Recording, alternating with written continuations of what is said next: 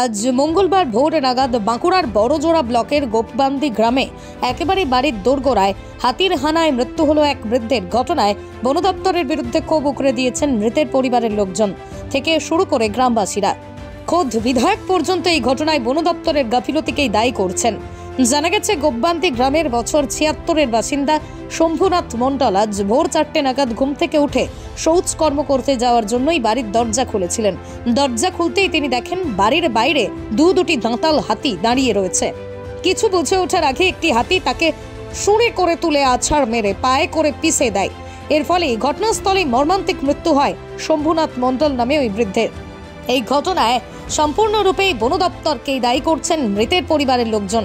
একই সাথে হাতির হানায় মৃত্যুর কারণে শম্ভুনাথের পরিবারকে উপযুক্ত ক্ষতিপূরণ দেওয়ার পাশাপাশি এলাকা থেকে হাতিগুলো অন্যত্র সরানোর তাঁরা দাবি জানিয়েছেন। কি হয়েছে ঘটনাটা হলো আজকে ভোর ৪:২০ নাগাদ দুটো দাঁতাল হাতি আসে। আর সেই সময় আমার জেঠু দালান বাড়ির দরজা খুলে বাথরুম যাবার জন্য, সেই দালান বাড়ির দরজা খুলতেই জেঠুকে ধরে হাতিতে মেরে দেয়। দুটো দাঁতাল হাতি ছিল, একটা ছোট একটা বড় দাঁতাল। ভোরবেলায় ঘটনাটা ঘটেছে ভোর ৪:২০। হ্যাঁ, এই ঘরের ভিতরে হাতি হচ্ছে। এর মূলে সমস্ত দায়ী কিন্তু রেঞ্জার অফিস রেঞ্জ, যাতে আমাদের এলাকায় কোনো হাতি না থাকে সেটাই আমি চাইবো। বা যে হাতি থাকাকালীন যে সব ক্ষতি করেছে সেই ক্ষতিপূরণ আমরা সঠিকভাবে পাই না, যাতে সেই ক্ষতিপূরণ প্রত্যেকটা মানুষকে বা পাশাপাশি গ্রাম সমস্ত মানুষকে যেন সঠিকভাবে দেওয়া হয়। এতে যেন সরকার বা অন্যান্য যে স্টেট লেভেল আপার লেভেল আছে যেন এই দায়িত্ব বহন করে। জেঠুর নাম শম্ভুনাথ মণ্ডল, বয়স 72। নিজের বিধানসভা এলাকায় হাতির হানায় এক বৃদ্ধের মৃত্যুর খবর পেয়ে ঘটনাস্থলে হাজির হয়েছিলেন বড়জোড়ার বিধায়ক অলোক মুখার্জি। তিনিও এই ঘটনায় বন দপ্তরকেই দায়ী করেছেন। তিনি বলেন, হাতিগুলো যাতে আগামী ৩ দিনের মধ্যে সরিয়ে নেওয়া হয়, বন দপ্তরকে সেই ব্যবস্থা নিতে হবে। যে অলোকদার একজন মারা গেছে, হাতি ঘর থেকে টেনে নিয়ে বার করেছে, একদম চিপে মেরে দিয়েছে। আমি আমাদের গৌতম আছে, আমাদের অজয় আছে, আমাদের কালী আছে, আমাদের যারা আছে আমি ফোন করলাম, থানাকে ফোন করলাম, রেঞ্জারকে ফোন করলাম, ডিওফোকে ফোন করলাম, যে এরকম ঘটনা ঘটলো কেন, কী কথা ছিল আমাদের, যে হাতিকে একটা দেওয়া লাগবে কি আমরা এখান থেকে আমরা হাতিকে বের করে দেবো অন্য জায়গাতে। 3 মাস হয়ে গেল। আর এই জায়গাটা গ্রামের মানুষগুলো খুব শান্ত এবং খুব ভালো, এরা চাষবাস ছাড়া কিছু বোঝে না। এদের ডিমান্ড হচ্ছে একটু আলো, একটু জল, একটু হাতিদের যেন না আসে, ব্যাস।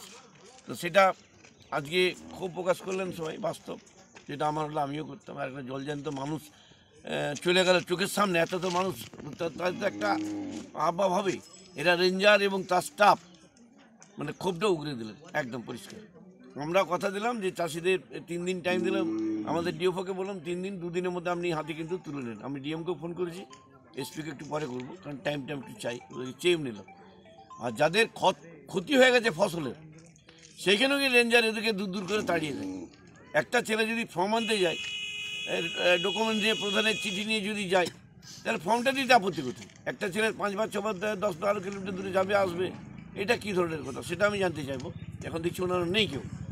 তো আমি চাইবো মানুষগুলোকে শান্তভাবে থাকতে বলবো, যে থাকুন, আমরা হাতির অবস্থাও দেখছি, জলটাও দেখছি, আর আলোটা আমরা অনেক আগেই দিয়েছি।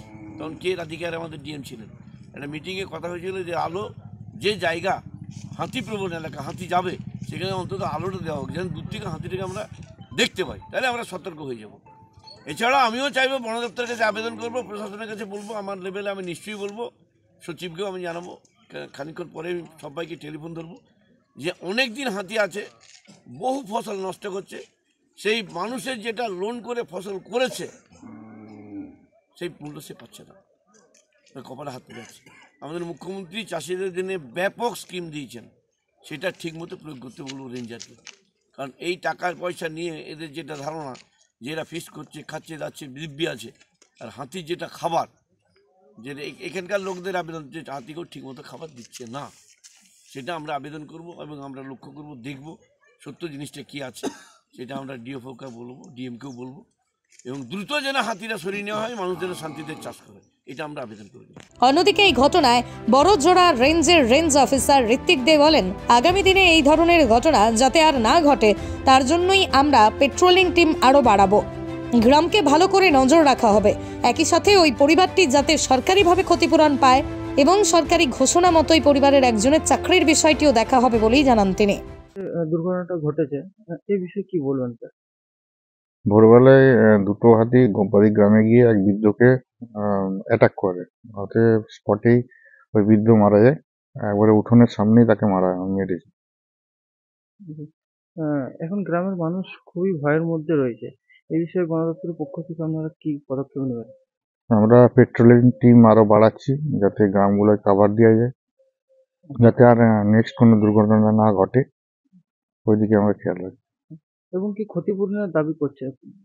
ওরা সরকারিভাবে যে ক্ষতিপূরণ আছে, যেটা 5 লাখ টাকা, আর হচ্ছে চাকরির ব্যাপারে ওটাও বলেছে। এবার আরামবাগে এসে গেল সুমিশা সরিষার তেল। আরামবাগ মহকুমায় এই প্রথম নিজস্ব মিলে প্রস্তুত হচ্ছে খাঁটি সরিষার তেল। সম্পূর্ণ আধুনিক পদ্ধতিতে ডাবল ফিল্টার যুক্ত এবং কোন রকম কেমিক্যাল ছাড়াই একেবারে স্বাস্থ্যকর ভাবেই তৈরি করা হচ্ছে সরিষার তেল। সরিষার তেলের জগতে একমাত্র নির্ভরযোগ্য প্রতিষ্ঠান ও সততার প্রতীক সুমিশা সরিষার তেল। নির্ভেজাল, খাঁটি এবং গুণগত মানের জন্য আসতেই হবে আপনার নিকটবর্তী দোকানে। ঠিকানা চাঁদুর, আরামবাগ, হুগলি। যোগাযোগ নম্বর 7811095419 অথবা যোগাযোগ করুন 9733572246 এই নম্বরে।